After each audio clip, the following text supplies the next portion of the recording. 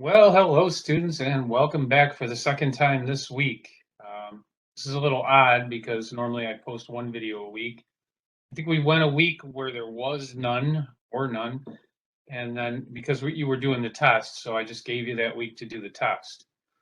So yesterday, I believe, anyhow, the other day, I posted the video where I go over the test, and so I didn't put any new content out right then, but just to keep us on track, now I'm going to post the next video in the series. So, more like new content so that we can keep moving along. Again, I looked through the video I did last year. I don't really see myself doing a better job of it this year. So after I'm done talking here, I'm just going to switch to that video from last year where we continue on what we were talking about, this year in this class last time we met. Did that make any sense at all? I don't know. Anyhow, the test, I had several people just did not take it. Don't get it, but if you're one of those people, don't just quit. You can still pass this class. You can't afford to miss the next test, though. If you miss the next test, then you're just done. There's nothing I can do about that. That's too many points, down the drain. There won't be enough points left for you to pass the class. So make sure, you pay attention to this. Watch the video that I just posted the other day where I go over the first test. At least then you will have seen it, because those test questions you will see again on the next test. I'll have those questions and I'll have additional questions. So without any further ado, let me just switch over to last year's video for this point in the semester, and we can continue on. So we're going to talk about ignition system operation. So far this semester, what have we talked about? We talked about the basic mechanical operation of the engine, pressure, vacuum, the effects of atmospheric pressure, and the effects of different engine design components and things like that, on how well the engine breathes and how well the engine makes power. And then we transitioned into a little bit of a discussion about operating conditions that change as you're driving down the road. For example, how much, the engine RPM that's constantly changing, and the load on the engine that's constantly changing. So as you're stomping on the accelerator or taking your foot off of it, you're changing the load on the engine. As you're going up a hill, you're increasing the load. Going down a hill, you're decreasing it. Engine RPM is, also kind of a function of driver input, how far you're stomping on that loud pedal. So that's where we were at. And so now we just want to review things that have an effect on the ignition system. And one of them is cylinder pressure. So just to review from last week, the question is, under what conditions will cylinder pressure be high? Under what conditions will cylinder pressure be low? What effect does that have on the ignition system? And what effect does air-fuel ratio have on the ignition system? So high pressure in the cylinder typically happens if you just need one thing to remember to keep it simple. The more you have the throttle open, the higher the pressure in the cylinder is going to be, as a rule. And it has to do with volumetric efficiency, which is drastically affected by throttle opening. It's also affected by engine RPM. So we said in the last video that cylinder pressure will be high when we're under a load, meaning we have the throttle open and something is, holding back the engine RPM. Something like, weight in the vehicle, or just the weight of the vehicle itself, climbing a hill, what have you. And the cylinder pressure would be really low on deceleration. Because you have the throttle closed and the engine's probably spinning pretty fast. So on to the next question, right? Under what effect does cylinder pressure have on the ignition system? And the simple answer, the higher the pressure in the cylinder, the higher the resistance across the spark plug gap, and the harder it is for the spark to jump. So when we stomp on the accelerator, our ignition system needs to do more work than it does at idle. So we're going to need more voltage out of the ignition coils under those situations. And the next thing, what effect does air-fuel ratio have on the ignition system? And our answer to that was, let's just to keep it straight in your head, that gasoline conducts electricity better than air does. So if we're rich, we're going to have an easier time jumping the spark plug gap. If we're lean, it's going to be more difficult and require higher voltage to jump that gap. So that's just a little bit of a review. This is nothing that we haven't already said. So what's the ignition system's purpose in life? Its job is to deliver a spark of sufficient heat, of sufficient duration. So what does duration mean? That is time. How long does the spark last? Typically, we're talking milliseconds. And then at the correct time for optimum performance, economy, and emissions. And as a general rule, that timing has a big effect on performance and can have a big effect on whether the engine operates correctly or whether we have things like spark knock detonation. So, spark quality. The ignition system must deliver sufficient energy to the spark plug to jump the plug gap under the most difficult conditions, and we already reminded you, the most difficult conditions are high cylinder pressure and lean air-fuel mixtures. The duration must be a minimum of 1 millisecond. Now, that doesn't mean that's typical. Typically, it's more like 1.5 milliseconds. But if it drops below 1, so that's a minimum, we might start having misfiring. Next thing, spark timing. So we don't want the spark plug ignites the air-fuel mixture, and I mentioned last week or the week before, it begins this flame front. In other words, the fire starts in one portion of the cylinder and it moves across the cylinder or outward from the center, and that takes a little bit of time. And so we want that combustion to happen before we reach 10 degrees after top dead center. If we wait too long, then those flames are chasing the piston down the cylinder instead of pushing the piston down the cylinder. So we lose a whole lot of power. So it has to occur early enough to get that air-fuel mixture completely burned by that 10 degrees after top dead center. So as the engine speed increases, right, we have to start that combustion process sooner so that there's time for that burn to happen before we get much beyond that 10 degrees after. So we have timing advanced systems, which are pretty much all electronic now, but what they do is, they adjust the spark timing based on engine RPM and engine load. So sitting at idle, your spark plug might be firing at 10 or 15 degrees before top dead center. Going down the road, it might be firing as early as 40 or 50 degrees before top dead center. So you're still way back into the compression stroke, but the fire takes a while to happen, right? Kind of a fixed amount of time.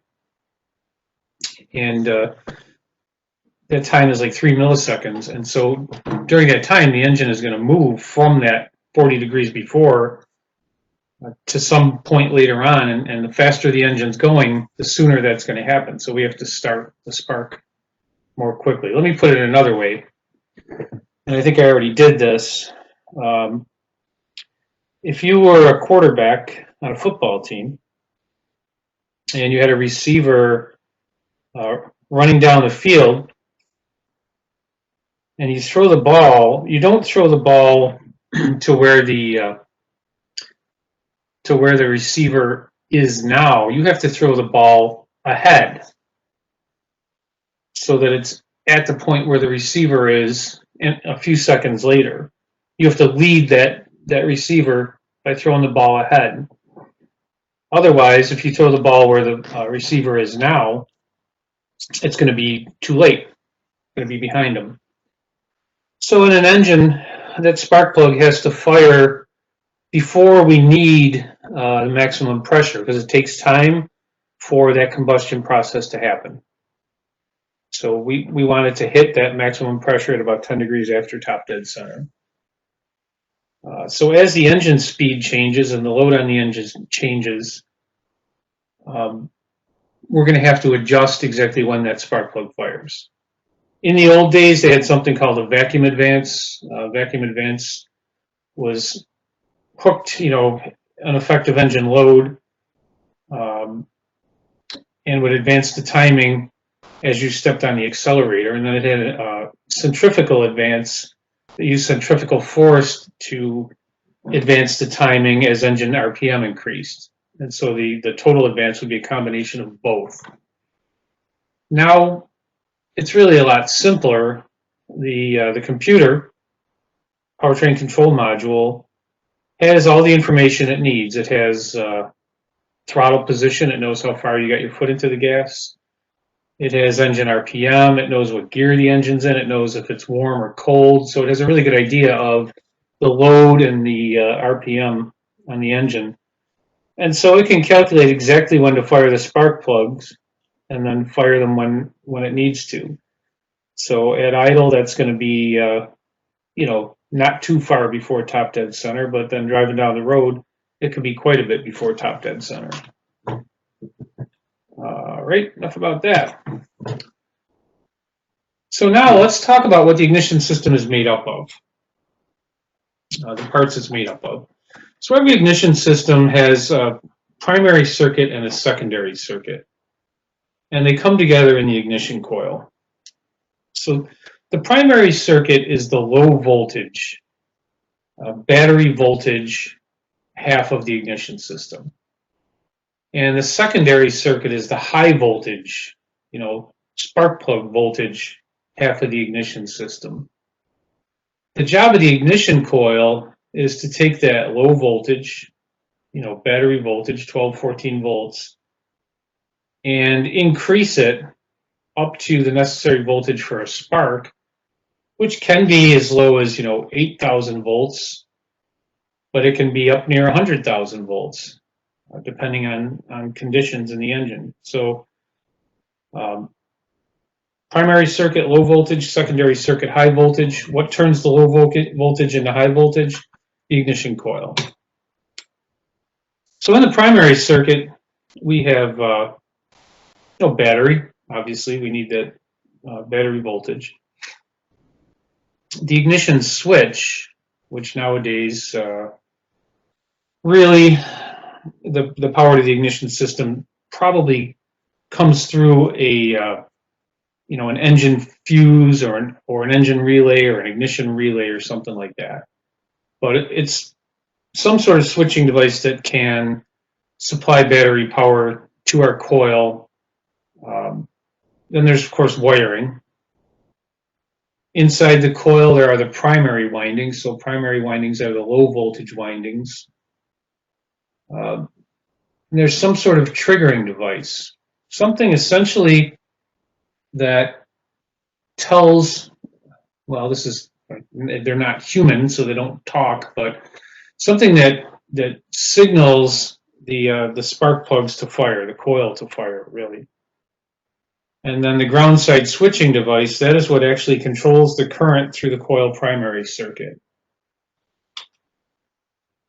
That switching device could be points, which are what we call breaker points. That was an old mechanical switch. Nobody uses those anymore. Although I did just run across a set on an airplane, but the airplane's in 1968. So sometime in the 70s, the points went away and cars started using an electronic ignition module. So this was a standalone box that took the trigger signal from some sort of crank sensor or cam sensor and then used it to control the ignition coils. Over time, as our powertrain control modules, our engine control computers got more and more powerful, and they were able to handle more and more functions, the ignition module kind of went away as a separate piece, and that functionality is just handled by the powertrain control module. So you may not have a separate switching device, and that's pretty typical now. Triggering devices. Well, these are what basically indicates that it's time to fire, or indicates that the cylinder is approaching top dead center. In the old days, there were points. Mechanical switch. Nowadays, there's really two options. There could be a magnetic pulse generator. It could be mounted in a distributor, which is rare now. Could be mounted on the crankshaft. There also may be one mounted on the camshaft. So we got crank sensors and cam sensors. Some ignition systems rely on both. Some only the crank sensor. And the cam sensor is used for other things like fuel injector timing and variable valve timing control. If we don't have a magnetic pulse generator, then it's probably a Hall effect. And the Hall effect is just another technology that does the exact same thing as a magnetic pulse generator. In other words, it can be mounted in the same place, distributor, crankshaft, camshaft. It may be used only for ignition. The camshaft one might not have anything to do with ignition. So a lot of cars nowadays, they have at least one crankshaft position sensor and then possibly multiple camshaft position sensors, depending on how many cams are in the vehicle. And they may affect ignition and or fuel injection and or variable valve timing. So in the secondary circuit, we have inside the same ignition coil, we have secondary windings. So these are typically a lot more wire in the secondary windings than in the primary. We have high tension wires. It says on most engines, but maybe I need to revise this slide because I would say now that's more accurate to say on some engines. Most engines that we're seeing now do not have spark plug wires anymore. There may be a distributor. That's really rare now. But you may see older cars, right? And then, of course, there are the spark plugs. Those are secondary. Those are high voltage components. So, again, primary is the low voltage, battery voltage, 12 volts, 14 volts. Secondary is the high voltage, 8, 10, 12, 50, 100,000 volts, possibly. Whatever it takes to jump that spark plug gap. So what I'm going to do now, let me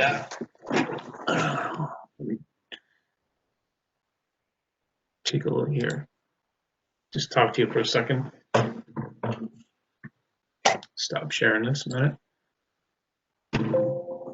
So I know that was a really quick overview, and you can look back through these slides as much as you want, but I have a couple of videos, and I want to start by showing one that's on the old-fashioned point-type ignition system.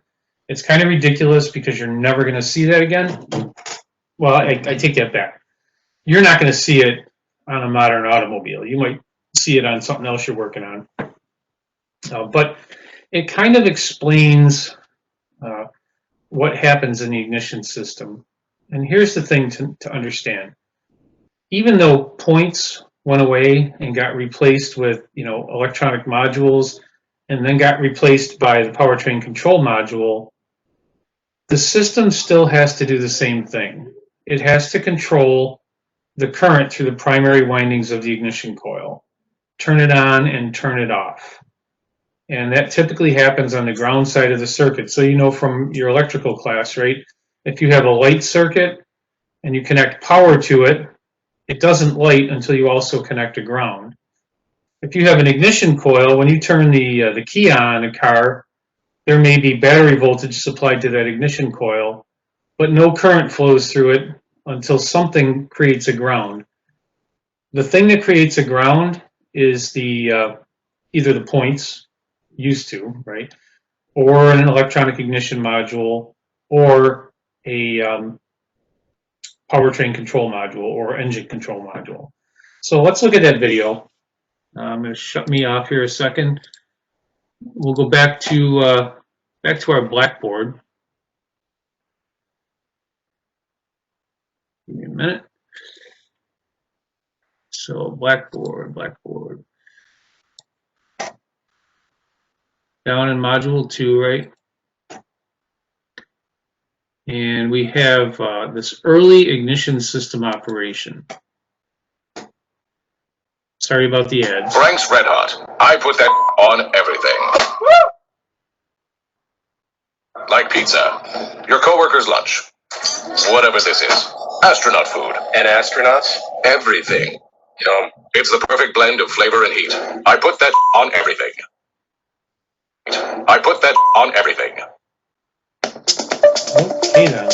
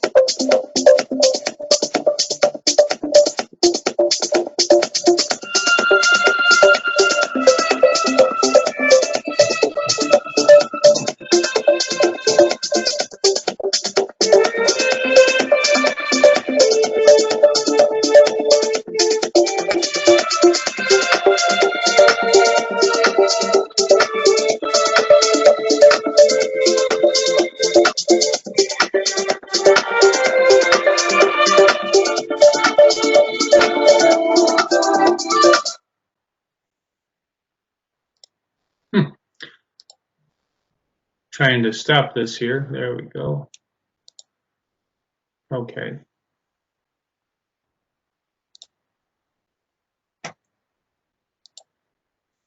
All right, so I'm back. It's important to understand that what you just looked at is really ancient history, 1960s, 1970s for most vehicles. You might have seen it still around on boats, things like that for several years after that, but pretty rare now to see points on anything. There were a lot of disadvantages. One of the huge disadvantages is they wear out. So you couldn't get through a year, well, maybe you could, but 12, 15,000 miles, you were replacing those points. They were kind of a pain in the neck to replace. They had to be adjusted. They would wear, they would go out of adjustment. You start losing energy because of that. The timing would, subtly change over time. And it was just a lot of extra maintenance. The distributor caps, distributor rotors, they were maintenance items that had to be changed routinely. Another big disadvantage of those breaker points is they could only handle just so much current. If you ran too much current through them, the contact points would burn. They would arc and burn. So they would use resistors to reduce how much current flowed through the primary windings of the coil and across those points. Now, the downside of that is if you're reducing the amount of current flowing through the primary windings of the coil, you're also reducing the coil's output. So those old point style systems were probably topped out at about 25,000 volts or 25 kV. A modern system, can generate a whole lot more than that. Like I said, conceivably 100,000 volts. So you can get a much hotter spark. You can generate a spark under much more difficult conditions. And the electronics, they don't wear out. They fail, and when they do, they fail usually suddenly. There's no warning. All of a sudden, boom, the car won't start. But they don't wear, so their performance doesn't degrade over time. They're either working 100% or they're not working at all. So the key to an ignition system, the central component, and it's in all systems, whether they have points or whether they use a magnetic pickup or a Hall effect, the key is the ignition coil. The ignition coil is what enables us to get enough voltage in an automobile to jump a spark plug gap. Where are you going to get 20, 30, 40,000 volts from? Certainly not the battery, right? So the ignition coil takes our battery voltage and steps it up. It's a step-up transformer. I'm going to show you a video in a minute that's, how transformers works. It's not really specific to necessarily an ignition coil, but a transformer is a transformer, whether it's an ignition coil or whether it's the transformer that's up on the utility pole near your house. The ones on the utility pole are typically step-down transformers. When electricity is transmitted over a long period or long distances, usually the voltage is very, very high. They're, what they call high tension wires or high voltage. When it gets into your neighborhood or the business park or whatever, it has to be brought down to a voltage that's usable by the building. So either 220, or 408. Like there's different ones that industrial use, but for your house, the transformer on the pole brings it down to 220, 240 really.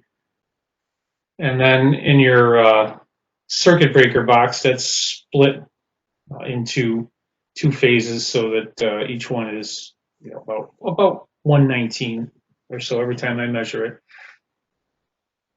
So those are step-down transformers, the ones that take those tens of thousands of volts from the high tension wires and bring them down to 220.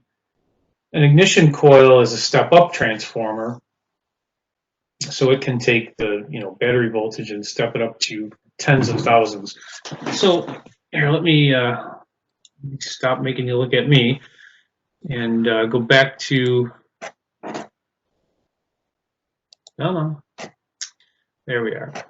So I'm going to click on this video here, transformer operation. And so this is essentially how an ignition system functions, the key component of it. Obviously, we have to sit through some ads first.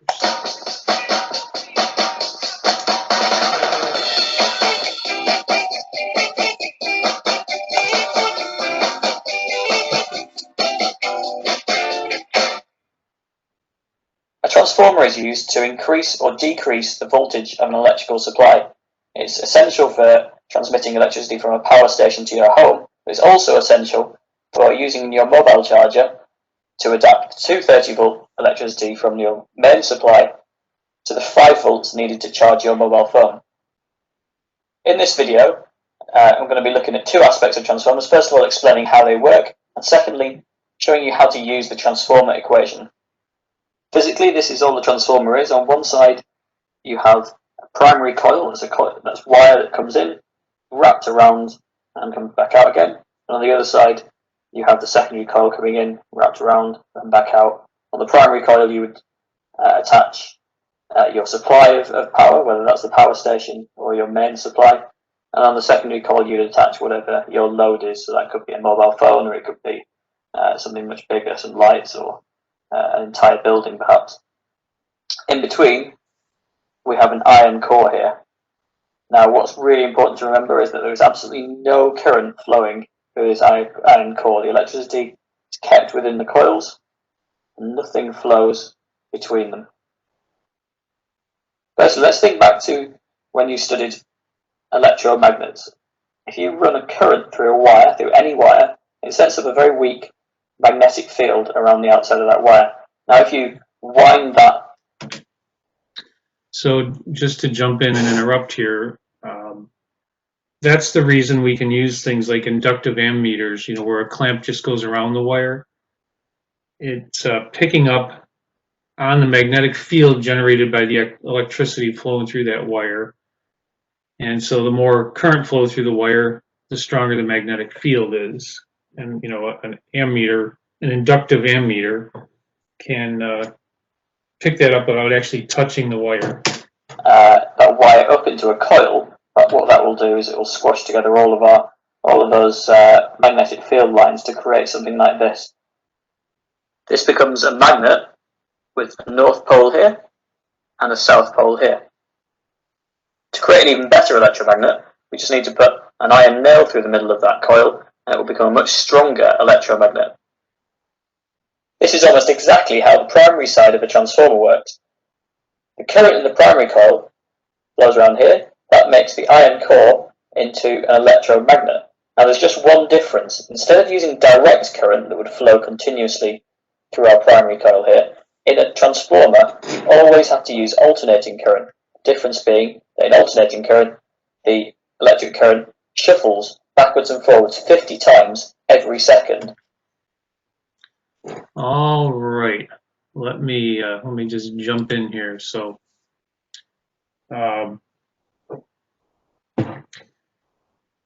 what he's saying is not wrong.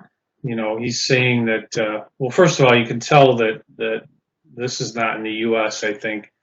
In our homes, it's 60 cycle AC, 60 times per second it changes direction, not 50. So he's probably in the UK or something, but most transformers do work exactly the way he's saying. They use alternating current in order to get the magnetic field, the lines of flux, to move. So as the current stops and changes directions, the magnetic lines of flux change directions too. In an ignition coil, we're not feeding alternating current into it. So what we're feeding into it is pulsing direct current. So we turn the coil primary on, magnetic field builds up, and then when we turn the coil primary off, the magnetic field goes away. So that's how we get the magnetic field moving in an ignition coil. What he's talking about is using alternating current to keep that magnetic field moving back and forth. So we'll go back, continue.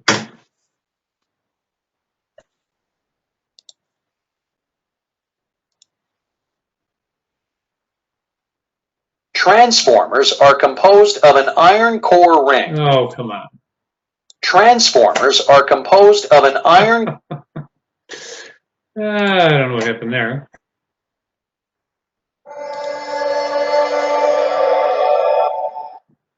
Build custom industrial machines in days. A transformer is used Okay, to... let me get You caught. have a primary coil as a coil, that's wire that can attach your supply of power, whether that's the power station or your main Okay. supply. I won't And on interrupt the again. secondary coil, you'd attach whatever your load is. So that could be a mobile phone, or it could be something much bigger, some lights, or an entire building, perhaps. In between, we have an iron core here. Now, what's really important to remember is that there is absolutely no current flowing through this iron core. The electricity is kept within the coils, and nothing flows between them. First, let's think back to when you studied electromagnets. If you run a current through a wire, through any wire, it sets up a very weak magnetic field around the outside of that wire. Now, if you wind that wire up into a coil, what that will do is it will squash together all of those magnetic field lines to create something like this. This becomes a magnet with a north pole here and a south pole here. To create an even better electromagnet, we just need to put an iron nail through the middle of that coil, and it will become a much stronger electromagnet. This is almost exactly how the primary side of a transformer works.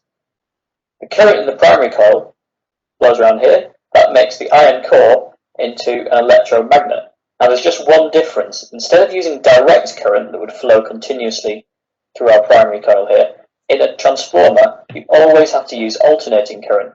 The difference being that in alternating current, the electric current shuffles backwards and forwards 50 times every second in the coil instead of just flowing in one direction.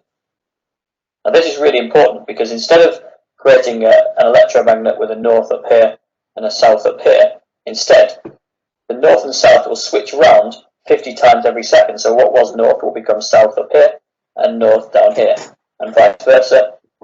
50 times a second, north and south will switch direction. Now, to understand how the secondary side of the transformer works, we need to think about how electrical generators work.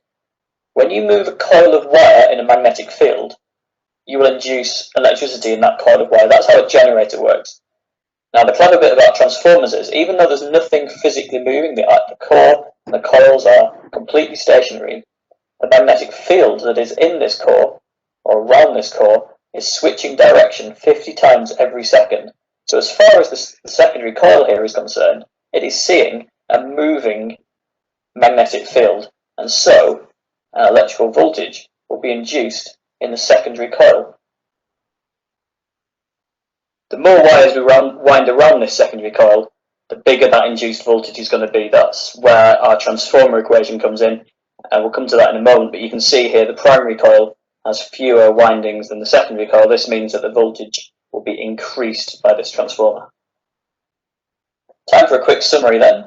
We have 4 steps to success. First of all, an alternating current flows through the primary coil, and this creates a magnetic field around the iron core. But that magnetic field is constantly changing direction because that electric current is alternating. Number 3, the movement of the magnetic field induces a voltage in the secondary coil. That's working just like a generator. And number 4, the more turns of wire we have in that secondary coil, the bigger that induced voltage will be. So that gives us control over whether the transformer increases or decreases the voltage. Here is our transformer equation. All it tells us is that the ratio between the voltages and... Okay, I am not going to put you through that. Let's see.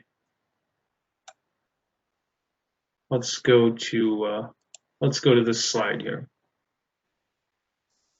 we don't need the transformer equation. Here's what we need to understand. An ignition coil is a step-up transformer, which means there are a lot more coils or turns of wire in the secondary windings than there are in the primaries. So the primary is low voltage, high current. So it might be, 12 volts and it might be 10 amps. The secondary, really high voltage, but not much current, because you're trying to jump across a spark plug gap. You don't get a lot of current across that. So you don't get something for nothing. You're trading current for voltage. So it's the same amount of energy going in on the primary side as coming out on the secondary side, same wattage, but you're upping the voltage, you're decreasing the current. You don't get something for nothing. So just what he explained, when current flows through a coil of wire, you get a magnetic field around that coil. When you pass a coil of wire through a magnetic field, you get current in that wire. So a transformer is a device that uses an electromagnet to create a magnetic field.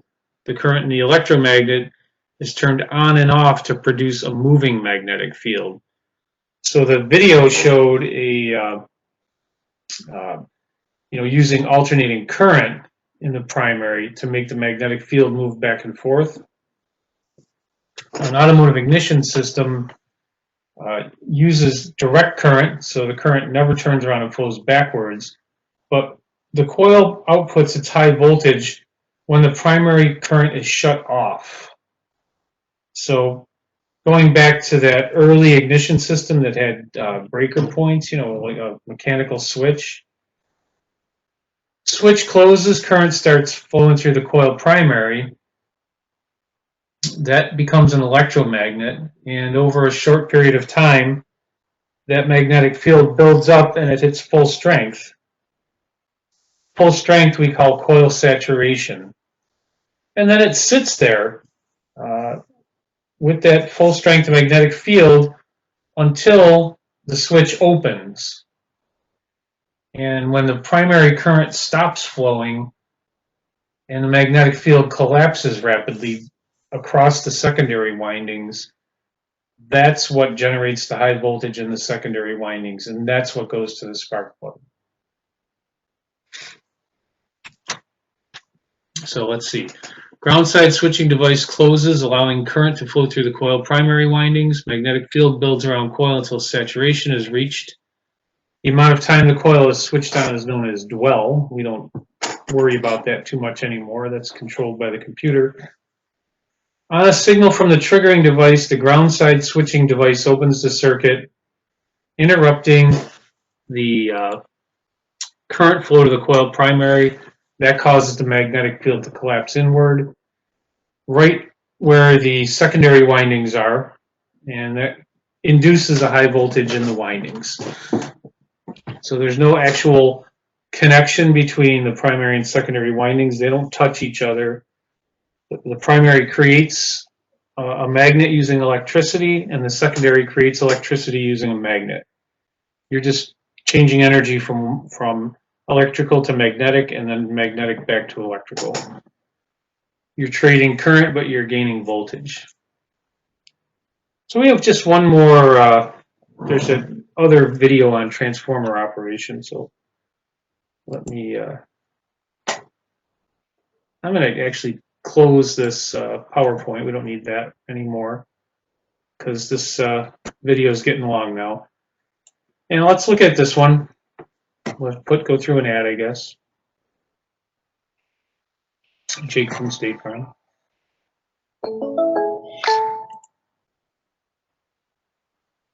Oh, another ad. A master's degree was something I always wanted. Like, I need to kind of expand my knowledge.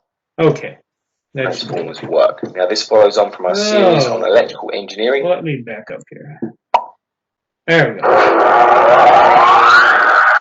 Hey there guys, Paul here from the engineeringmindset.com. In this video, we're going to be looking at how transformers work. Now this follows on from our series on electrical engineering, So do check out the other videos if you've not done so already. Links are in the video description below.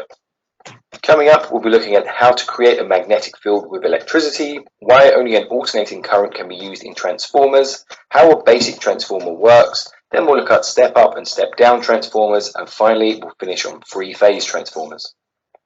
Now there are two types of electricity, AC and DC, but transformers can only work using AC or alternating current. Now if you don't know the difference between these two, then please first of all watch the video on electricity basics first. Again, you can find links to these videos and other useful videos in the video description below. When we connect an AC generator to a closed loop of cable, a current will be able to flow through this cable and the direction of the current will alternate backwards and forwards with the rotation of the generator. The alternation means that the current reaches its maximum and minimum point during the cycle, which gives it its sine wave pattern when connected to an oscilloscope. You can think of this as the tide of the sea as it changes direction and reaches its maximum and minimum point.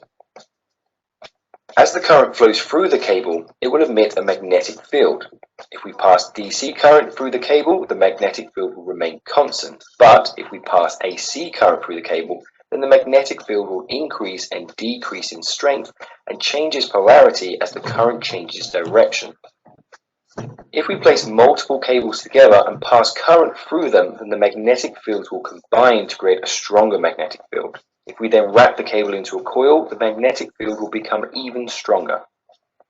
If we then place a second coil in close proximity to the first coil and then we pass AC alternating current through the first coil, then the magnetic field it creates will induce a current into the second coil, and this magnetic force will push and pull on the free electrons, forcing them to move. The key component here is that the magnetic field is changing polarity as well as intensity. This change in intensity and direction of the magnetic field constantly disturbs the free electrons in the secondary coil, and this forces them to move. This movement is known as electromotive force, or EMF. Electromotive force does not occur when we pass DC current through the primary coil, and that's because the magnetic field is constant, so the electrons are not being forced to move. The only time it will cause EMF is very briefly when the primary circuit is opened and closed, or when the voltage is increased or decreased, and that's because these actions result in a change to the magnetic field. Therefore, we use alternating. So that top one is essentially the way an ignition system works. Switch turns on, current flows in the primary, magnetic field builds up, switch turns off, current stops in the primary, magnetic field collapses back in again. So that's how we get the magnetic field to move without having alternating current. Alternating current, as this change occurs constantly. Now the problem with this setup is that a lot of the magnetic field from the primary side is being wasted because it's not in range of the secondary coil. So to fix this, engineers place a core of ferromagnetic material such as iron in a loop between the primary and secondary coils. Now this loop guides the magnetic field along a path to the secondary coil so that they will share the magnetic field, and this makes the transformer much more efficient. Now, the use of an iron core is not a perfect solution. Some energy will be lost through something known as eddy currents, where the current swirls around the core and this heats up the transformer. And this means that the energy is lost as heat. To reduce this, engineers use laminated sheets of iron to form the core, and this greatly reduces the eddy currents. Transformers are manufactured to be step-up or step-down transformers, and these are used to increase or decrease the voltage simply by using a different number of turns within the coil on the secondary side. In a step-up transformer, the voltage is increased in the secondary coil, and this will mean that the current will decrease. But don't worry too much right now about why that occurs. We'll look at this in a later electrical engineering video. To increase the voltage in a step-up transformer, we just need to add more turns to the coil on the secondary side than the primary side. In a step-down transformer, the voltage is decreased in the secondary coil, which means that the current increases. To do this, we just use less turns in the coil on the secondary side compared to the primary side. For example, a power station needs to transport the electricity it has generated over to a city some distance away. The power station will use a step-up transformer to increase the voltage and reduce the current, as this will reduce the losses through the long transmission cables. Then, once it reaches the city, this will need to be reduced to make it safe and usable by buildings and homes, so there will need to be a step-down transformer. The transformers for commercial buildings and power stations are usually in a three-phase configuration. You'll see these placed around your cities and towns, and they'll look something like this. These three-phase transformers can be made from either three separate transformers that are wired together, or they can be built into one large unit with a shared iron core. In this setup, the coils will typically sit concentrically within one another with the higher voltage. Okay, so now he's getting off onto things that we don't really, I mean, you can feel free to watch this video if you want, but completely unnecessary. All right, so that was from last year, and same with last year. The trouble with online classes is that what I like to do in the classroom is I like to bring out some of the components, and I actually bring in like an old ignition distributor and a coil, and we hook things up and we make sparks and all that. And last year we couldn't do that because we had no live lectures at all. Everything was online. But the advantage I had then is I had you all in lab.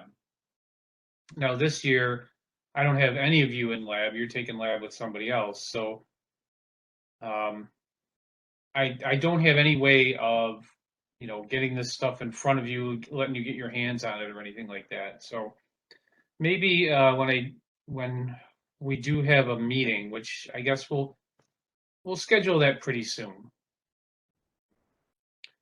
Maybe that's the kind of thing we can do, right? We'll get together and I can show you these things, and that'll really be the point of getting everybody into the classroom, because it's really, I can explain it. I can explain it with slides, but when you actually see it, when I put these components in front of you, I think it makes a difference. I think it makes it easier to understand what's going on. So the people in the seated class, right, they're going to get this, as I'm going through these lectures, I will pull these pieces, these car parts out, ignition coils and spark plugs and stuff like that. But since you guys are doing this from home, yeah, maybe that's what we'll do. We'll have an in-person meeting. I said we'd have a couple of them during the semester.